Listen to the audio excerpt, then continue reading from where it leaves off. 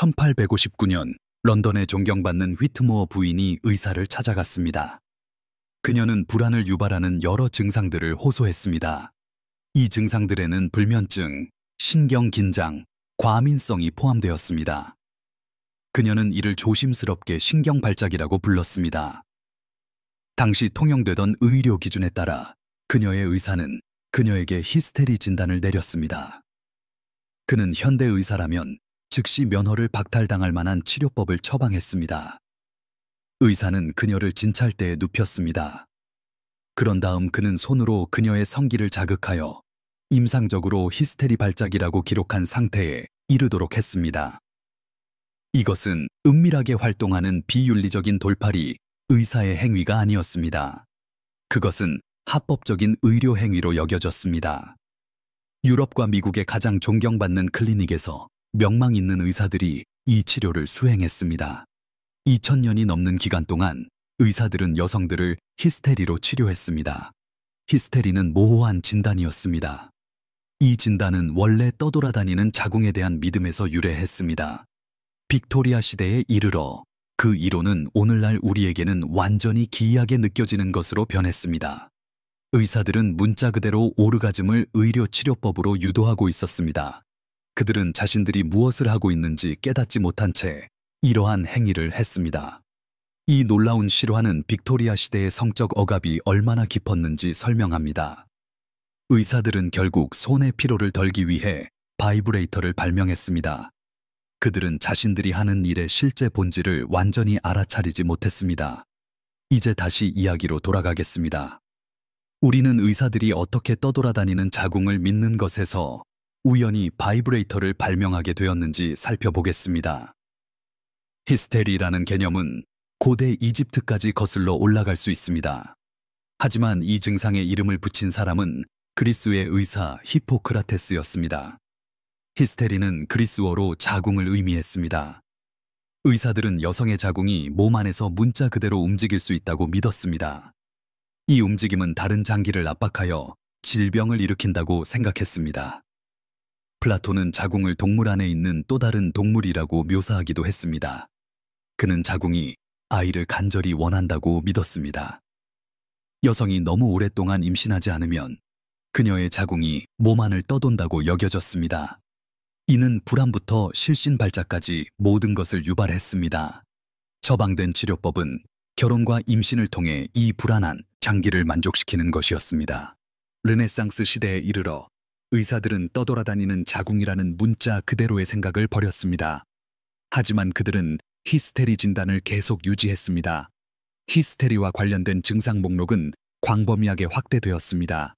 이는 여성을 괴롭히는 거의 모든 것을 포함할 수 있었습니다. 증상에는 신경과민, 불면증, 경련, 식욕부진이 포함되었습니다. 우울증과 과민성도 있었고 심지어 성적으로 너무 적극적이거나 지나치게 억압된 상태도 목록에 올랐습니다. 요컨대 여성이 온순하고 완벽하게 만족하지 못하면 그녀는 쉽게 히스테리 환자로 낙인 찍힐 수 있었습니다. 영국의 의사 토마스 사이다넘은 히스테리가 발열 다음으로 두 번째로 흔한 질병이라고 추정했습니다. 그는 모든 여성의 4분의 1이 이 질병에 시달린다고 말했습니다. 빅토리아 시대의 의학은 여성들이 남성보다 본질적으로 더 연약하고 정서적으로 불안정하다는 믿음을 강화했습니다. 그들의 생식기가 여성 전체의 체질에 영향을 미친다고 여겨졌습니다. 빅토리아 시대의 저명한 의사 윌리엄 액턴 박사는 1857년에 여성의 성적 감정에 대해 썼습니다. 그는 대부분의 여성들이 어떠한 종류의 성적 감정으로도 거의 괴로워하지 않는다고 썼습니다. 존경받는 여성들이 성적 욕구가 거의 없다는 이 널리 퍼진 생각은 의료 행위에 거대한 맹점을 만들었습니다. 여성들이 오늘날 우리가 성적 좌절의 증상으로 이해하는 것을 가지고 의사를 찾아왔을 때 의사들은 이를 순전히 질병으로만 해석했습니다. 개발된 치료법은 골반 마사지였습니다. 이 치료법은 히스테리 발작을 유도하도록 고안되었습니다. 우리는 이제 이것을 오르가즘이라고 부릅니다. 하지만 빅토리아 시대 의사들은 이를 오직 임상적인 용어로만 묘사했습니다. 나다니엘 하이모어 박사는 1660년에 이 치료법에 대해 썼습니다. 그는 이 치료법이 격렬한 근육 수축과 상기된 피부, 그리고 증상으로부터의 깊은 안도를 유발한다고 기록했습니다. 이 치료법은 일반적으로 다음과 같이 수행되었습니다. 여성들은 정기적으로 종종 매주 의사를 방문했습니다. 그들은 진찰대에 누웠습니다. 그들은 부분적으로 옷을 벗었지만 시트로 정숙하게 덮여 있었습니다. 의사는 라벤더나 장미와 같은 향기 나는 오일을 사용했습니다. 그리고 나서 환자가 발작을 경험할 때까지 외음부를 원을 그리며 마사지했습니다. 이는 갑작스러운 근육 수축, 붉어진 뺨, 많은 분비물, 그리고 이어진 깊은 이완으로 묘사되었습니다. 1903년 러셀 트롤 박사는 이 상태에 도달하는데 1시간 이상이 걸릴 수 있다고 인정했습니다. 그는 이 과정이 의학에서 가장 지치고 지루한 절차 중 하나라고 불평했습니다. 의사들은 이것을 단순히 힘들고 반복적인 작업으로만 여겼습니다. 그들의 눈에는 뼈를 맞추는 것만큼이나 임상적인 행위였습니다. 한 의사는 히스테리 치료에 1시간에서 1시간 반의 의사 시간이 필요하다고 기록했습니다. 이 치료법은 엄청나게 널리 퍼졌습니다. 19세기 후반에 이르러 의사들은 미국 여성의 75%가 히스테리로 고통받았다고 추정했습니다. 대도시에서는 일부 의사들이 이 치료법을 중심으로 전체 병원을 운영했습니다. 그들은 매일 수십 명의 환자를 치료했습니다. 뉴욕의 테일러 박사 클리닉은 여성 질환과 신경쇠약으로부터의 해방을 광고했습니다. 이 클리닉은 수요를 감당하기 위해 여러 의사를 고용했습니다. 그 시기 기록에 따르면 여성들은 몇 년 동안 주간 또는 격주 세션을 예약했습니다. 하지만 이러한 진료는 의원 사무실에만 국한되지 않았습니다. 부유한 여성들은 의사에게 은밀한 왕진을 오도록 비용을 지불하기도 했습니다. 다른 사람들은 전문 클리닉에서 수치료를 찾았습니다. 물치료는 구멍이 있는 의자에 앉는 것을 포함했습니다. 시술자들은 고압의 물줄기를 성기에 향하게 했습니다. 영국의 바스와 독일의 바덴바덴과 같은 유럽 스파들은 그러한 치료법으로 유명해졌습니다. 환자들은 종종 이 휴양지에서 몇 주를 보냈습니다. 그들은 매일 여러 차례 치료를 받았습니다. 역사가 레이첼 메인즈는 그녀의 저서 오르가즘의 기술에서 이러한 수치료가 어떻게 작동했는지 설명했습니다. 프랑스 의사들은 심지어 이 치료법을 골반 샤워라고 불렀습니다. 이는 라 두슈 펠비엔으로 발음됩니다. 1875년 바덴바덴의 한 광고는 여성의 활력을 완전히 회복시켜줄 것을 약속했습니다. 이는 온천수를 과학적으로 사용하여 달성될 것이라고 했습니다. 많은 여성들이 치료 후 활력을 되찾고 건강이 회복되었다고 보고했습니다.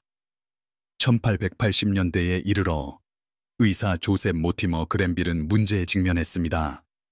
그는 너무 많은 히스테리 치료를 수행하여 손에 경련이 일었습니다. 수동 마사지는 육체적으로 매우 힘들었습니다. 특히 일부 환자는 1시간 이상이 필요했기 때문입니다. 그의 해결책은 히스테리 치료를 영원히 바꾸어 놓았습니다. 이는 최초의 전기 바이브레이터로 이어졌습니다. 그랜빌의 퍼커선은 전기로 작동하는 장치였습니다. 이는 빠른 진동을 발생시키도록 설계되었습니다. 이로 인해 치료 시간은 1시간 이상에서 단 몇 분으로 극적으로 단축되었습니다. 그랜빌은 이 장치가 남성의 근육 질환 치료만을 위한 것이라고 주장했지만 다른 의사들은 빠르게 히스테리 환자들에게도 사용했습니다. 10년 이내에 수십 가지 바이브레이터 모델이 의료 시장에 등장했습니다. 1906년 바이스 컴퍼니의 카탈로그에만 20여 가지 유형이 실렸습니다. 의학 저널 광고들은 그 효율성을 자랑했습니다. 채터누가 바이브레이터라는 한 기기는 10분 이내에 히스테리 증상을 완화한다고 주장했습니다. 1900년까지 바이브레이터는 미국 가정에서 5번째로 인기 있는 가전제품이 되었습니다. 그것들은 재봉틀과 토스터 옆에 함께 판매되었습니다. 1908년 시어스 카탈로그에는 가정용 바이브레이터가 실렸습니다. 그것들은 가정에서 매우 유용하고 만족스럽게 사용할 수 있다고 홍보되었습니다. 광고들은 의학적 명성을 유지하면서도 놀랍도록 노골적이었습니다. 1910년의 한 광고는 얼굴에 바이브레이터를 사용하는 여성을 묘사했습니다. 이 광고는 진동이 생명이라고 선언했습니다. 진동으로 오랜 세월의 비밀이 풀렸다고 주장했습니다. 위대한 과학자들은 건강과 활력이 이 놀라운 힘에 있다고 믿었다고 광고는 말했습니다. 화이트 크로스 전기 바이브레이터는 생명의 본질을 가정으로 가져다 준다고 약속했습니다. 가장 충격적인 부분은 다음과 같습니다. 의사, 제조업체, 환자 중 누구도 실제로 일어나는 일의 성적인 본질을 파악하지 못한 것 같았습니다. 의사들은 히스테리 발작을 유도하는 것에 대한 장황한 임상 논문을 발표했습니다. 그러나 그들은 그것을 성적 절정과 연결시키지 않았습니다. 왜 이런 일이 일어났을까요? 빅토리아 시대의 의학 교육은 여성의 성생활을 의도적으로 지워버렸습니다. 의학 교과서는 여성의 생식기가 오직 출산을 위해서만 존재한다고 주장했습니다. 음핵은 완전히 무시되거나 했습니다. 또는 아무런 실제 기능이 없는 쓸모없는 잔여물로 치부되었습니다. 이러한 고의적인 맹점은 놀라웠습니다. 콘플레이크 발명으로 알려진 존 하비 켈로그 박사는 요양원을 운영했습니다. 그는 그곳에서 바이브레이터로 히스테리를 치료했습니다. 동시에 그는 자위 행위에 대한 도덕적 운동을 벌였습니다. 그는 그것을 위험한 악덕이라고 규정했습니다. 하지만 그는 모순을 전혀 인지하지 못했습니다. 의사들은 매일 몇 시간씩 여성들을 치료를 명목으로 오르가즘에 이르게 했습니다. 그러고는 성적 욕구가 전혀 없다고 주장하는 아내들에게 돌아갔습니다. 그러한 부인을 위해 필요한 정신적 고개는 헤아리기 어렵습니다. 하지만 일부 여성들은 무슨 일이 일어나고 있는지 분명히 깨달았습니다. 비록 그것을 공개적으로 말할 수 없었을지라도 이러한 인지가 있었습니다. 개인 일기들이 그들의 인식을 드러냅니다. 1892년 한 익명의 여성은 해리슨 박사와의 주간 진료에 대해 썼습니다. 그녀는 진료가 자신의 활력을 완전히 회복시켜 주었다고 말했습니다. 그녀는 목요일 오후를 간절히 기다리게 되었다고 기록했습니다. 또 다른 여성은 그 치료법이 비정상적이었음에도 불구하고 어떤 강장제나 약물보다 더 큰 안도를 제공했다고 기록했습니다. 여성들은 심지어 친구들에게 자신들의 의사를 추천했습니다. 이로 인해 모두 같은 치료를 받는 환자들의 네트워크가 형성되었습니다. 의료계가 여성의 성생활을 인정하기를 거부한 것은 골반 마사지보다 훨씬 더 어두운 결과를 초래했습니다. 의사들은 자위 행위를 치료하기 위해 음핵 절제술을 시행했습니다. 일부는 자신들이 자해라고 부르는 행위를 막기 위해 산으로 음핵을 태웠습니다. 런던 의학회 회장이었던 아이작 베이커 브라운은 심지어 10살 정도의 어린 소녀들의 음핵을 외과적으로 제거하기도 했습니다. 그는 그것이 히스테리를 치료할 것이라고 주장했습니다. 그는 결국 학회에서 제명되었습니다. 이는 야만적인 시술 자체 때문이 아니었습니다. 오직 그가 허락 없이 수술을 했기 때문이었습니다. 한편 히스테리 관련 사업은 번성했습니다. 1905년까지 미국 의사들은 히스테리 치료로 연간 1,800만 달러를 벌어들였습니다. 이는 오늘날의 4억 5천만 달러 이상에 해당합니다. 제조업체들은 점점 더 정교한 기계로 경쟁했습니다. 1908년에 특허를 받은 바이브라타일은 여러 부속품과 함께 제공되었습니다. 이 부속품들은 다양한 여성 질환을 목표로 했습니다. 1890년에 수동식 모델인 펄소코는 전기 없이도 비슷한 안도를 약속했습니다. 일부 장치는 가구에 직접 내장되기도 했습니다. 여기에는 기계적인 진동 부품이 있는 치료 의자가 포함되었습니다. 종말의 시작은 지그문트 프로이트와 함께 찾아왔습니다. 그의 많은 아이디어가 심각한 결함이 있었지만 그는 중요한 점을 인정했습니다. 그는 여성에게 진정한 성적 욕구가 있음을 인식했습니다. 그는 또한 히스테리가 종종 신체적인 원인이 아닌 심리적인 원인에서 비롯된다는 점을 지적했습니다. 1920년대에 이르러 미국 정신의학회는 히스테리를 유효한 진단명으로 인정하지 않기 시작했습니다. 하지만 진정한 치명타는 예상치 못한 출처인 초기 포르노그래피에서 왔습니다.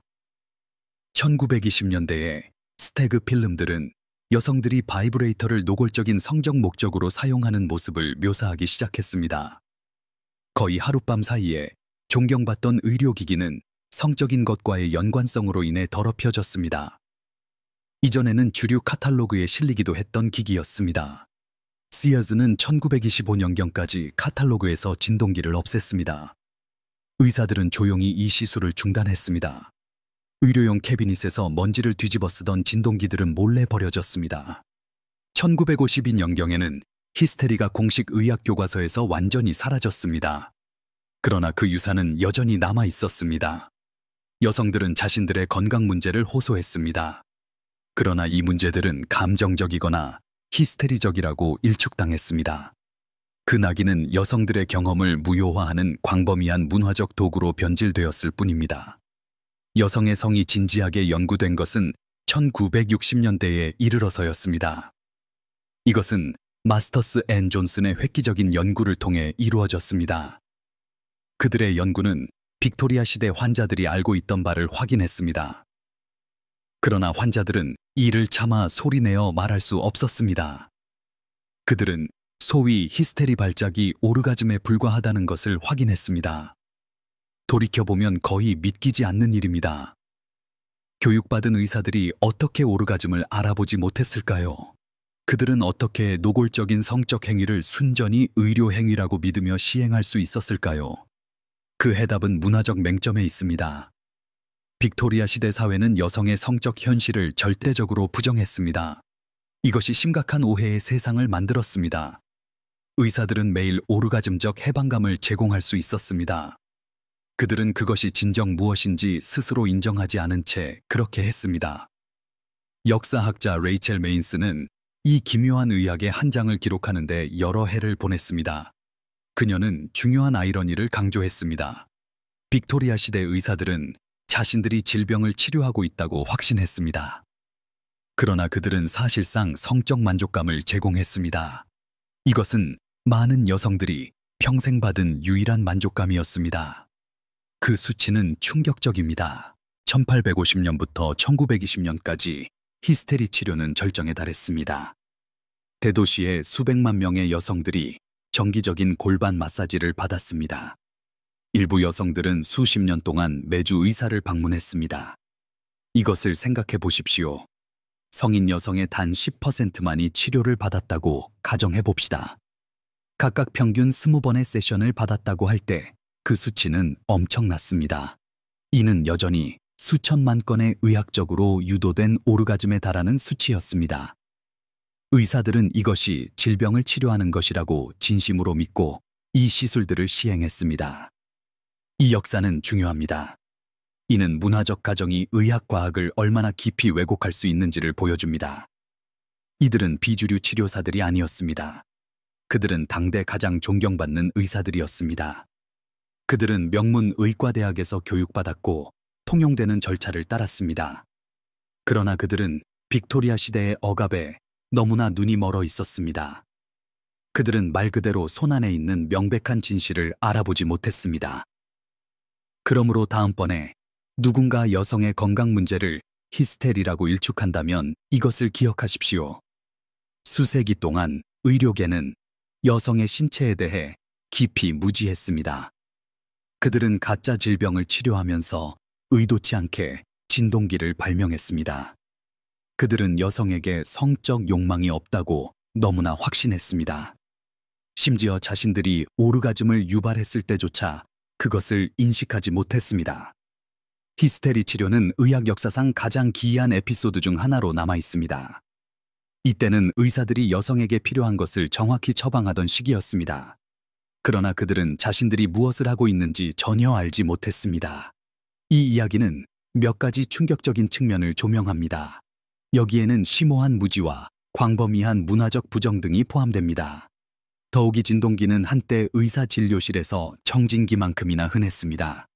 다행히 현대의학은 이제 인체에 대해 훨씬 더 잘 이해하고 있습니다.